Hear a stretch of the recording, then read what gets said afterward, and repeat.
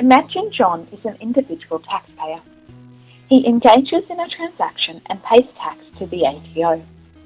Now imagine John engages in the same transaction through a convoluted structure, taking advantage of tax nuances and treaty provisions. Suddenly, he pays less tax on the same transaction. This is tax avoidance. Tax avoidance and evasion is estimated to cost Australians $3 billion every year. People literally protest when budget cuts are announced, but without an effective deterrent for tax avoidance, the ATO would be unable to collect sufficient taxes to fund the vital community services such as education, infrastructure and health. There are a number of ways that tax avoidance can be minimised. Number 1. Abolish the self-assessment regime for large taxpayers. These taxpayers often have complicated group structures. By implementing an ATO-assessed regime, the Tax Office can monitor any manipulation of the Income Tax Assessment Act and double taxation agreements. These taxpayers are often subject to ATO audits and risk reviews, so this represents a simple shifting of resources.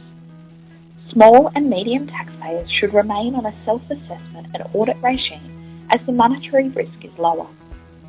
Unlimited amendment periods should apply to tax avoidance in addition to tax evasion to assist the ATO to recover greater funds from tax avoidance. Number 2. Those caught avoiding tax should be suitably penalised. The ATO should have the burden of proving a taxpayer is avoiding tax. This provides the necessary balance to allow increased severity of penalties against taxpayers.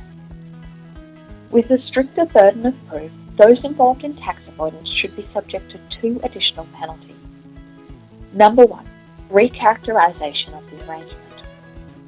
Rather than simply cancelling the tax benefit, the commercial and economic structure of the arrangement is adjusted to reflect commercial reality. This uncertainty should deter taxpayers from engaging in questionable tax behaviours.